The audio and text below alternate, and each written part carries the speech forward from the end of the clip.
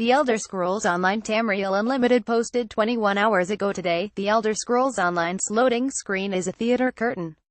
Behind it, the Clockwork City is unpacking the set and props of the game's newest location being laid out piece by piece. It is tempting to imagine the city whirring into being in the same fashion as Game of Thrones opening credits. So we're going underground, I asked the two Elder Scrolls developers acting as my guides through the DLC area. Sort of, Lehman Tettle, the zone's principal writer, says. It gets wacky. Read more. The best MMOs on PC. To be specific, the entrance to this hidden city does indeed lie underground, in a vault beneath Mournhold, Morrowind. But that entrance is less a doorway and more a sort of high fantasy snow globe. To enter is to be magically shrunk to fit its tiny glass dome. Or to become part of a metaphor made manifests, to quote lead content designer Jeremy Sarah. To be quite honest, nobody seems 100% clear on what or where the Clockwork City is. We put it on the map near some of the Daedric realms, Sarah says. Because it fit there better. That scribbling noise you hear is the sound of writers making all the necessary excuses to justify a place they are desperate to take you to.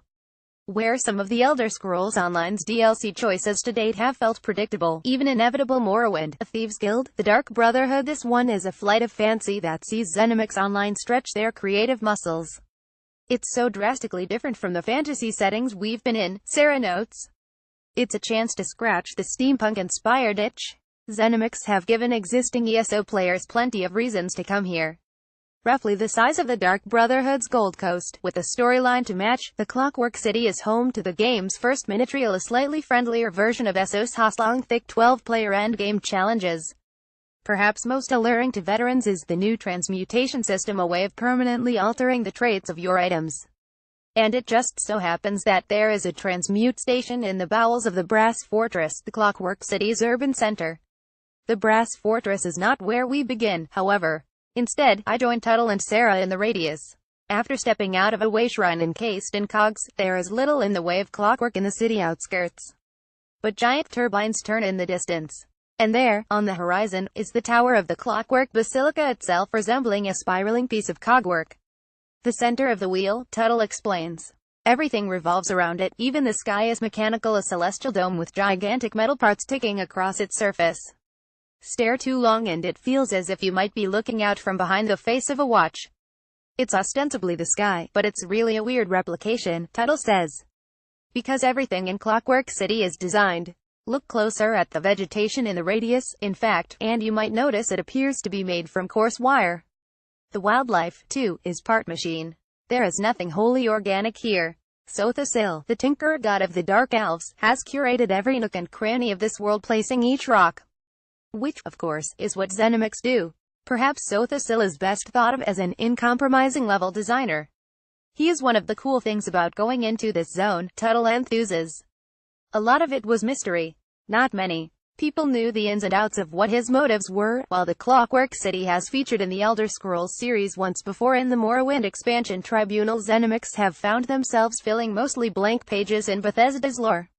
The Clockwork echoes some of that seen in Skyrim's most grand and atmospheric dungeons, the Dwemer Ruins. But even that point of familiarity has been altered by Dark Elven design, Sothosil both emulating the Dwemer and using their work as a springboard for his own ideas.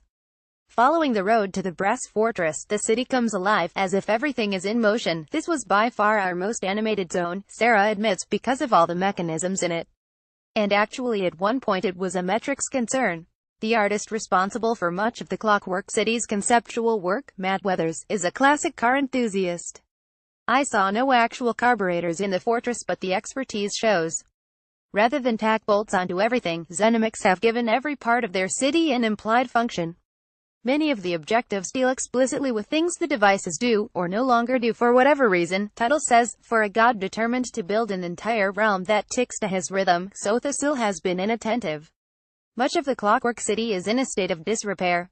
ZeniMax let on that the elf god goes into seclusion from time to time, sometimes for 6 months, sometimes 60 years. In his stead, mechanical servitors and clockwork apostles, organic races with metal limbs, modified as a sign of reverence, maintain the machine.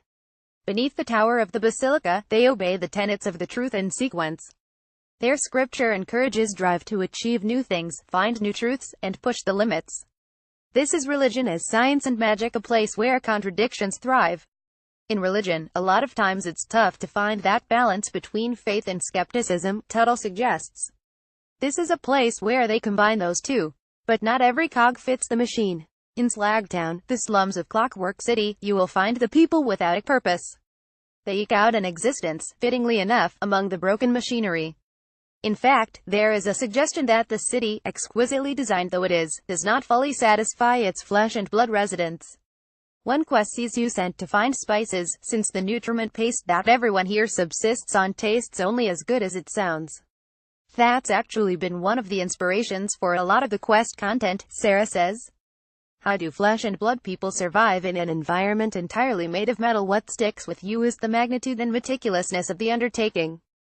From the 70-odd new books written on steel plates that rotate hypnotically in the Hall of Refined Techniques, to the everyday MMO furniture that Essos artists have recast all in metal barrels, grates, tables, tents, the Clockwork City is an absurd idea made real.